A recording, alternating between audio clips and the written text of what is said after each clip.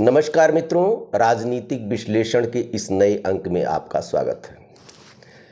2027 का चुनाव जैसे जैसे नज़दीक आता जा रहा है, जितनी राजनीतिक पार्टियां हैं अपना जातीय गणित फिट करने में लग गई। ऐसे में ब्राह्मण की अगर बात की जाए तो ब्राह्मण तो वैसे कहने के लिए तो उत्तर प्रदेश में 12 से 14% हैं। कोई 12% कहता है, कोई 14% कहता है। हालांकि 12 तो मान ही लिया जाए। आबादी और मुस्लिम और दलित के बाद संख्या में भले कम है ब्राह्मणों की, लेकिन ब्राह्मण हमेशा किंग मेकर की भूमिका में रहा है। ब्राह्मण वोकल होता है, माहौल बनाता है और एक ब्राह्मण 8-10 वोट दिलाने में सक्षम भी होता है, ऐसा माना जाता है। आज़ादी के बाद से जब से मंडल और कमंडल की राजनीति चली 89 के बाद से, तब से ब्राह्मणों की शक्ति कमज़ोर हुई, लेकिन आज भी अप्रत्यक्ष रूप से ही सही वह किंग मेकर की भूमिका में रहा है। 89 तक कांग्रेस ने ब्राह्मण 6 मुख्यमंत्री दिए। गोविंद बल्लभ पंत, श्रीपत मिश्रा, नारायण दत्त तिवारी 3 बार मुख्यमंत्री बने, श्रीपत मिश्रा। लेकिन उसके बाद 89 के बाद जब से मंडल और कमंडल की राजनीति चली, कांग्रेस के पतन के बाद, एक तरफ से पतन ही कह सकते हैं,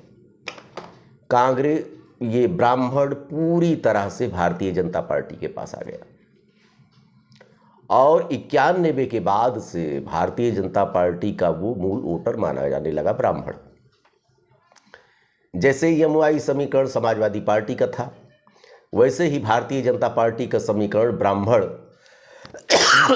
बनिया, क्षत्रिय, समणलावी माना जाता है कि ब्राह्मण जिसके साथ रहा सरकार उसी की बनी। 2007 में चमत्कारिक रूप से बहुजन समाज पार्टी की बहन मायावती की सरकार बनी, जिसमें ब्राह्मणों की भूमिका को महत्वपूर्ण माना जाने लगा। सतीश चंद्र मिश्रा ने जो सोशल इंजीनियरिंग का फार्मूला दिया, सतीश सिंह मिश्रा और नकुल दुबे की पूरी फौज, यहाँ तक कि 56 ब्राह्मणों को बहुजन समाज पार्टी ने टिकट दिया, जिसमें से 46 ब्राह्मण जीत कर आए। और 2007 से लेकर 2012 तक के दौर में ब्राह्मणों की फिर चली। हालांकि 91 से लेकर 2007 तक ब्राह्मणों को कोई मुख्यमंत्री नहीं मिला।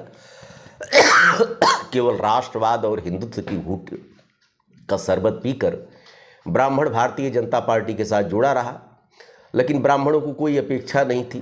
केवल हिंदुत्व का नाम ही उसके लिए काफ़ी था, राष्ट्रवाद ही काफ़ी था। 91 से लेकर 2007 तक ब्राह्मण पूरी तरह से भारतीय जनता पार्टी के साथ रहा। सरकार भी बनी कल्याण सिंह की, लेकिन 2007 में मोह भंग हुआ और 2007 से 12 तक ब्राह्मण बहुजन समाज पार्टी के साथ में रहा। लेकिन उसके बाद 2012 में ब्राह्मणों ने फिर पलटा मारा और लगभग 40% ब्राह्मण समाजवादी पार्टी के साथ चला गया। 2012 में फुल मेजॉरिटी के साथ, बहुमत के साथ अखिलेश यादव की सरकार बनी, लेकिन अखिलेश यादव के ऊपर जातिवादी होने का आरोप लगा।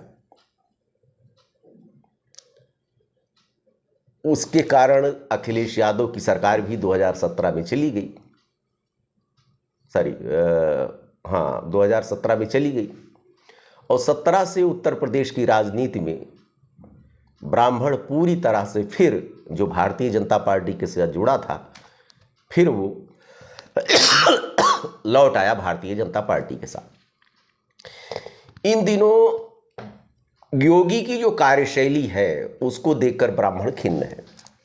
योगी आदित्यनाथ के ऊपर, मुख्यमंत्री जी के ऊपर जातिवाद का पूरी तरह से इनके ऊपर टैग लग चुका है।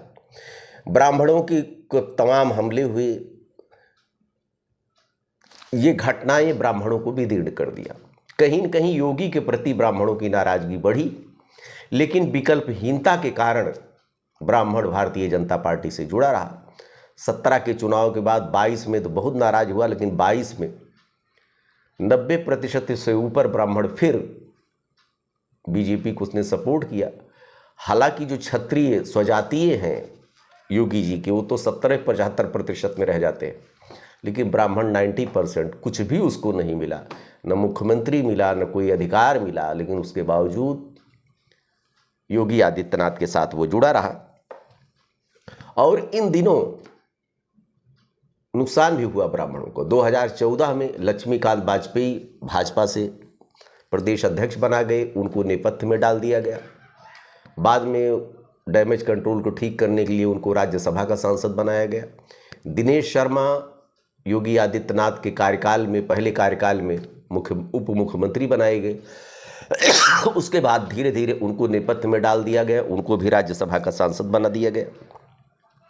और इधर भारतीय जनता पार्टी जब से ओबीसी और एससी की राजनीति पर कंसंट्रेट हो रही है, अपने को केंद्रित कर रही है, तब से ब्राह्मणों की नाराजगी बहुत बढ़ी। वो विकल्प की तलाश में थी। पीडीए लेकर आई समाजवादी पार्टी 2024 के चुनाव में भारी सफलता प्राप्त किया, लेकिन योगी के प्रति जो ब्राह्मणों के ऊपर तमाम हमले हुए, बस्ती में, देवरिया में, इलाहाबाद में, उसको लेकर ब्राह्मण एक तरह से कंसंट्रेट हो रहा था समाजवादी पार्टी की तरफ। लेकिन अखिलेश यादव को कथावाचक और इटावा कांड ने बहुत बड़ी क्षति पहुंचा दी। उसके बाद ब्राह्मणों का मुंह भंग समाजवादी पार्टी से एकदम से हो गया। हालांकि भारतीय जनता पार्टी से भी ब्राह्मण पूरी तरह नाराज हैं, लेकिन विकल्पहीनता के अभाव में ब्राह्मण कहाँ जाएगा, ये कह पाना थोड़ा सा मुश्किल है। हालांकि ब्राह्मणों की परंपरावादी पार्टी है कांग्रेस, लेकिन कांग्रेस कहीं से स्टैंड नहीं कर पा रही, क्योंकि बीच बीच में राहुल गांधी के बयान भी इस तरह के आ जाते हैं कि ब्राह्मण एकदम खिन्न हो जाता है। 190 विधानसभा सीटें ऐसी हैं प्रदेश में जहां ब्राह्मण प्रभावित करता है। 190 कम नहीं होता है। पूर्वांचल की सीटें जैसे सलेमपुर हुआ, बलिया हुआ, बस्ती हुआ, इन सब सीटों पर ब्राह्मण बीजेपी से खसक गया। उसका परिणाम रहा कि 2024 के चुनाव में, लोकसभा चुनाव में समाजवादी पार्टी की यहाँ से सीटें निकल गई। कांग्रेस ने ब्राह्मणों को बहुत दिया। कांग्रेस ने हेमवंती नंदन बहुगुणा, श्रीपत मिश्रा, प्रमोद तिवारी, नारायण दत्त तिवारी, रीता बहुगुणा जोशी जैसे कदवार नेताओं को दिया। लेकिन कांग्रेस बाद में इस डैमेज कंट्रोल को ठीक नहीं कर पाई। आवाज मैं तो कहता हूं 2027 में अगर मजबूत विकल्प कहीं कांग्रेस अगर दे ले गई और सपा मुखिया अखिलेश यादव अपने टिकट वितरण में इन्होंने ब्राह्मणों को तरजीह दी, कांग्रेस ने दी, तो ब्राह्मण का जो नाराज तबका है वो कांग्रेस की तरफ जा सकता है, वो समाजवादी पार्टी की तरफ जा सकता है।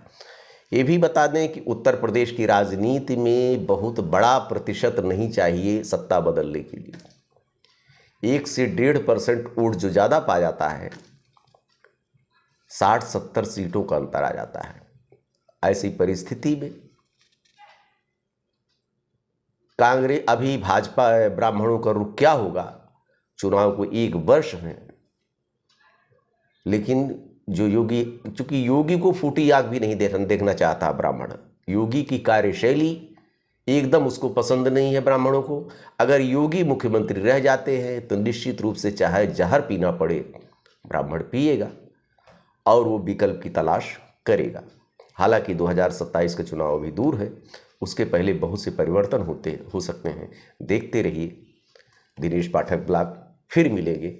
आपको ये भी बता दें कि इस ब्लॉग में कोई ज़रूरी नहीं कि राजनीतिक विश्लेषण ही लेकर हम आए। अपनी कुछ व्यक्तिगत पीड़ा भी, सामाजिक पीड़ा भी, समाज के मुद्दे भी मैं उठा सकता हूँ। देखते रहिए। धन्यवाद आपको।